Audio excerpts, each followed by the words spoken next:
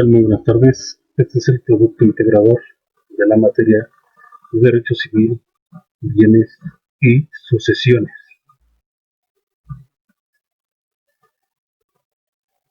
de la Universidad Virtual CNCI. Mi nombre es Luis Ángel González Ramos, matrícula AL039787. Este es el producto integrador. Mi profesor es Margarita Casillas Villarreal, en la materia de Derecho Civil, Bienes y Sucesiones, Ciudad de México, a 4 de junio del 2020.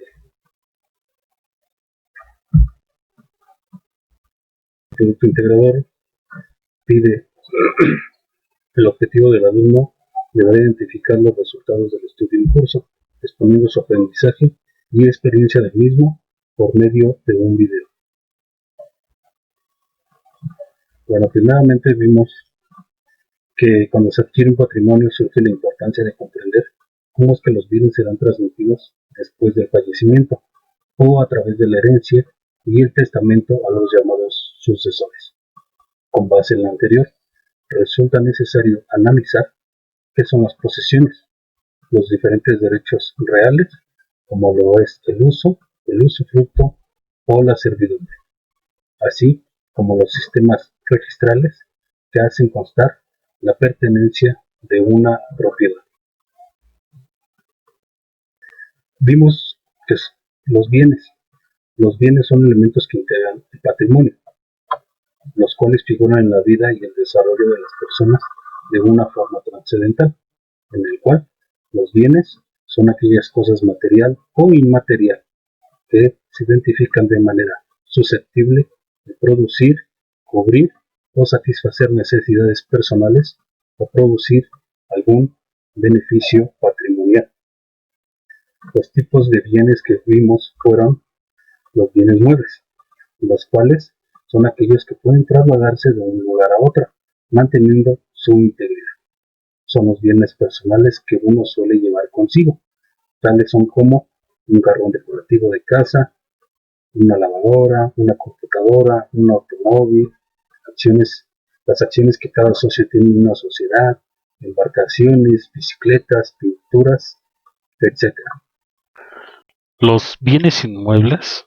Los bienes inmuebles son todos aquellos considerados bienes raíces que tienen la común circunstancia de estar íntimamente ligados al suelo, unidos de modo inseparable, física o jurídicamente, a una superficie, por ejemplo, un terreno, un edificio o una casa. Vimos también lo que fueron los bienes fungibles, que estos se consideran bienes fungibles los que pueden ser reemplazados o sustituidos por otros de la misma especie, calidad y cantidad. Tal es el caso como el dinero y las mercancías.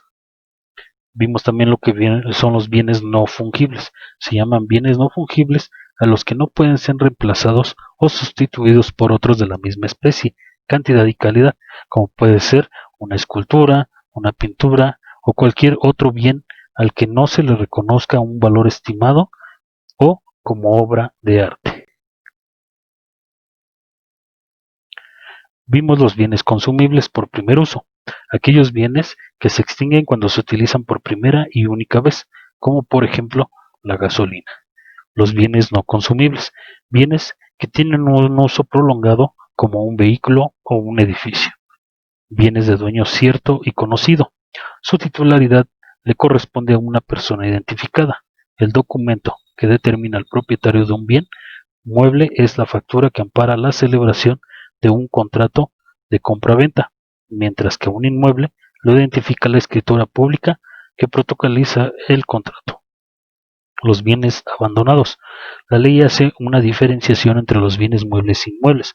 Los inmuebles extraviados o abandonados se les llaman bienes mostrencos, en tanto que los inmuebles de dueño desconocido se les llaman vacantes. Bienes corporales son las cosas materiales como una camioneta. Bienes incorporales son los derechos asociados a las cosas, como por ejemplo el derecho de propiedad.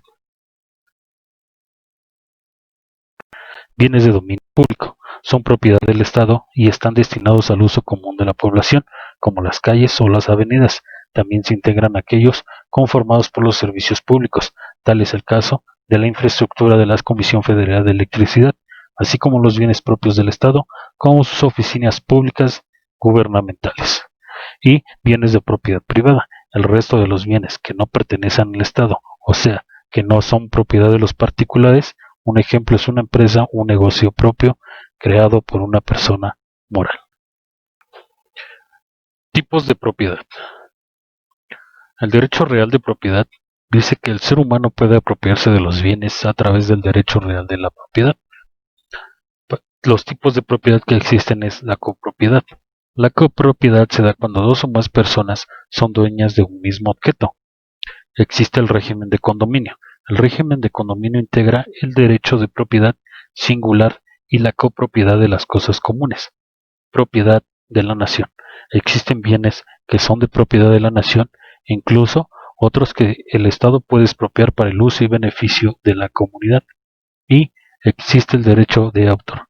El derecho de autor es el reconocimiento que otorga el Estado sobre una obra de carácter intelectual.